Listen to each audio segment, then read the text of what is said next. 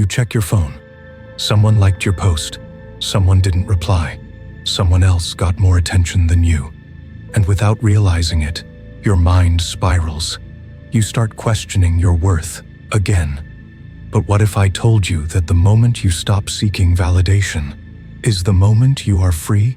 That's not just modern advice. It's something Niccolo Machiavelli understood 500 years ago. You wake up already feeling late, not just for the day but for your life.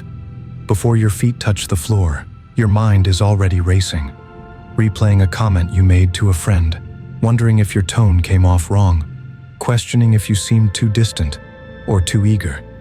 It's like your thoughts have been hijacked, stuck in an endless loop of edits and rewrites. And all of it, every hesitation, every overanalysis, funnels down to one quiet, anxious question. What will they think of me? But this isn't about vanity. It's about safety. Somewhere along the way, you learned that being accepted meant being okay. That if people liked you, you were doing life right. So you began scanning every room, every text, every glance, trying to decode whether you were enough.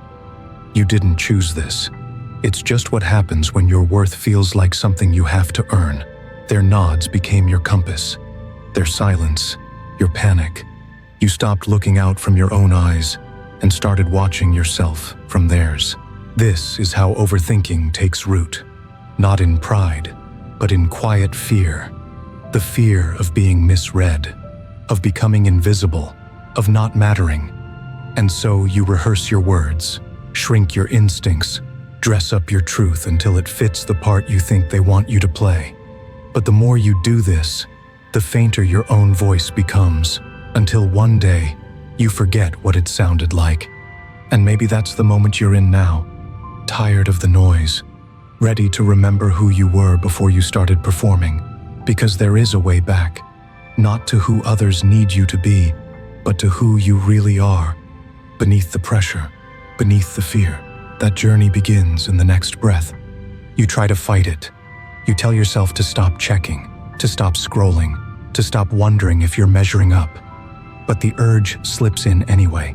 It's subtle, like gravity, pulling you back into the feed, into the mirror, into that endless cycle of, how do I seem?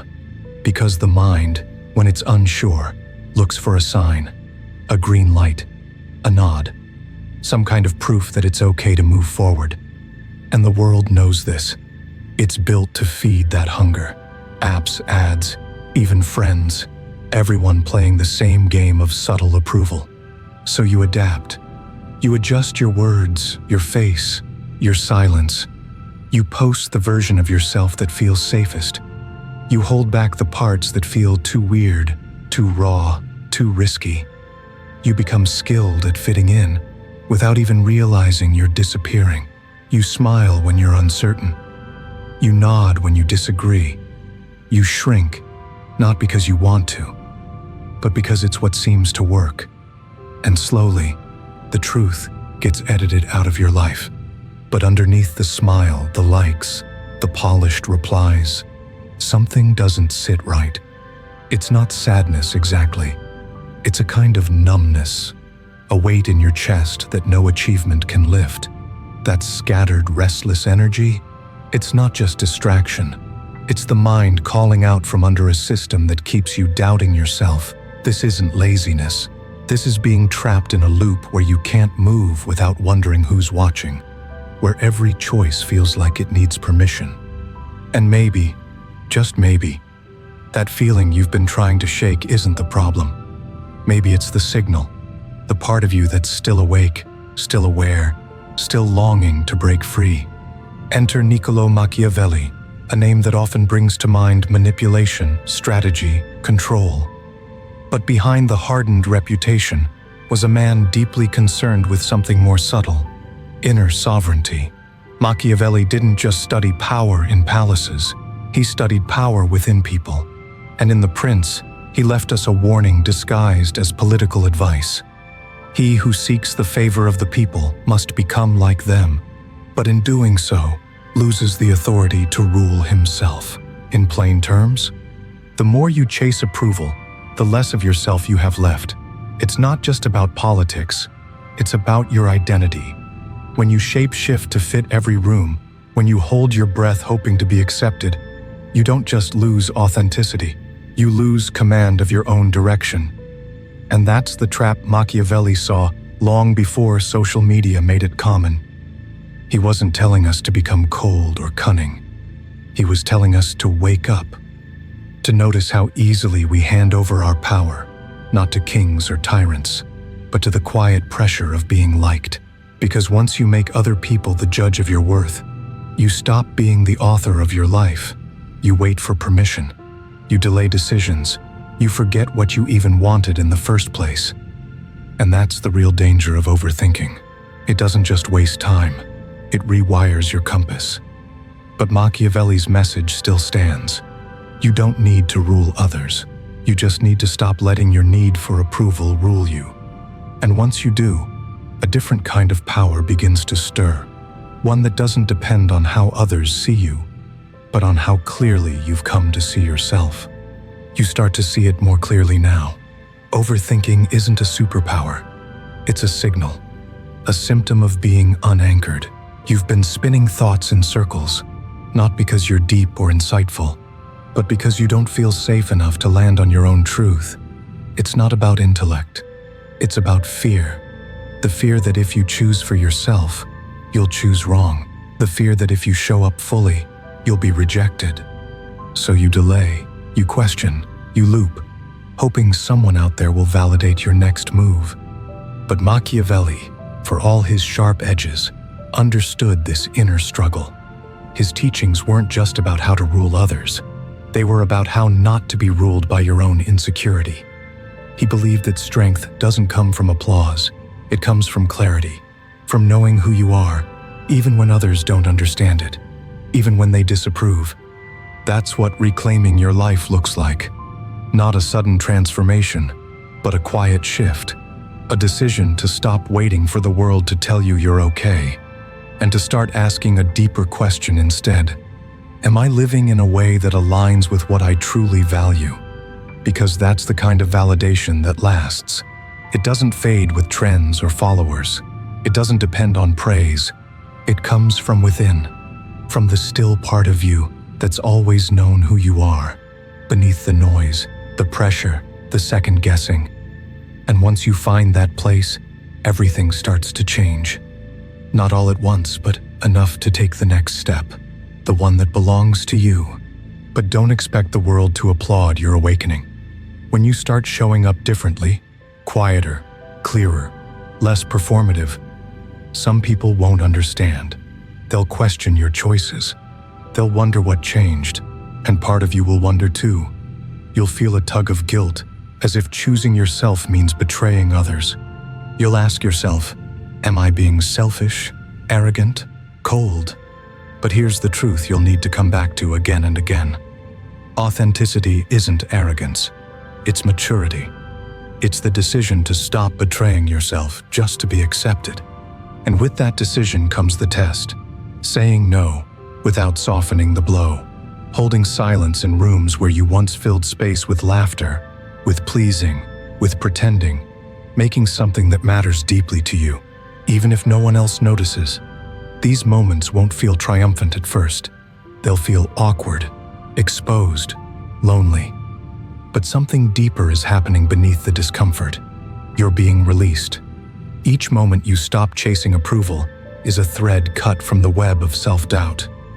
You begin to feel a shift.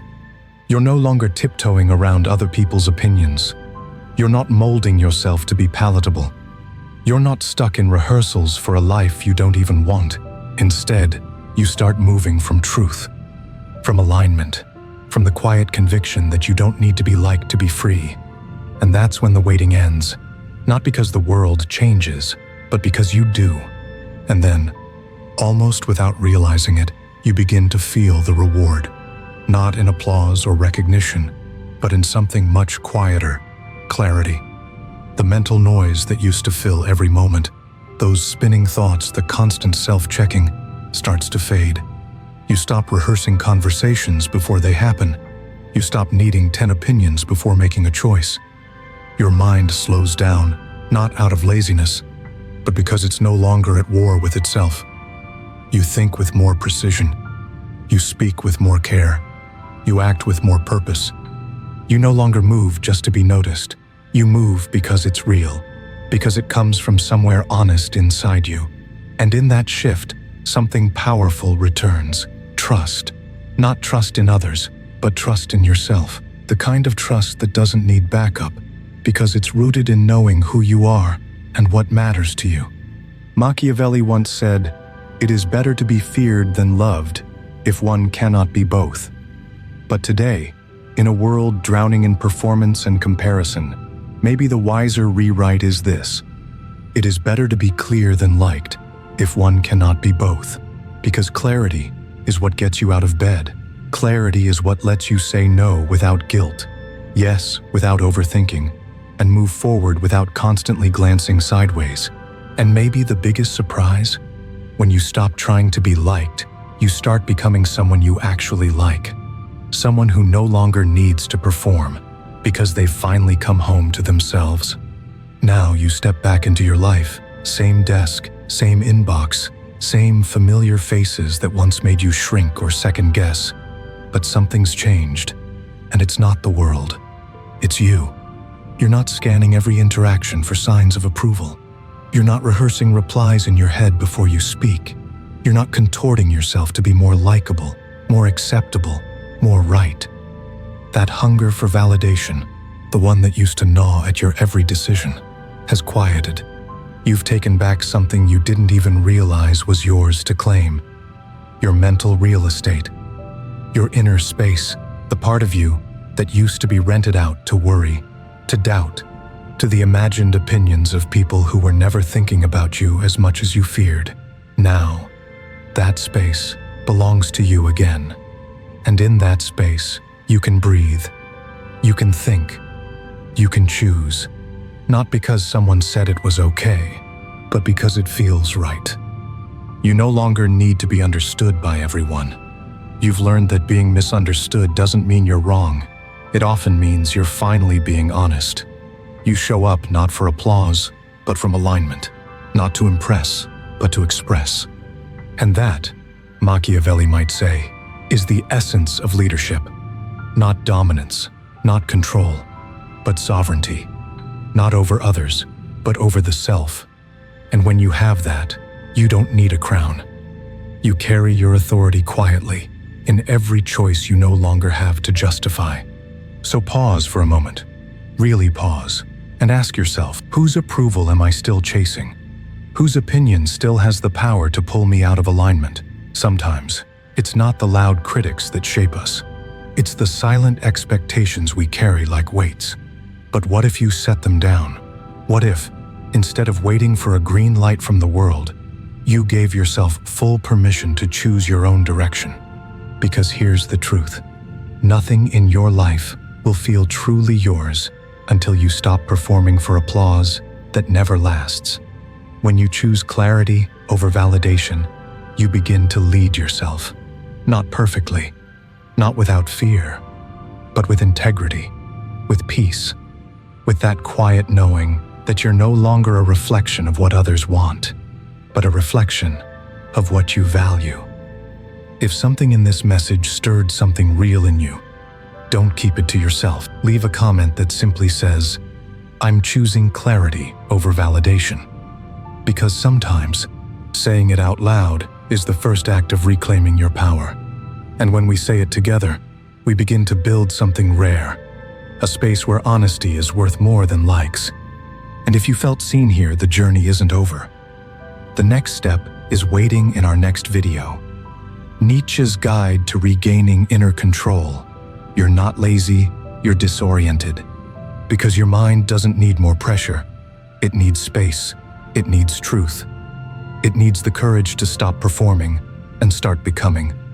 This is your invitation to lead quietly, boldly, from within.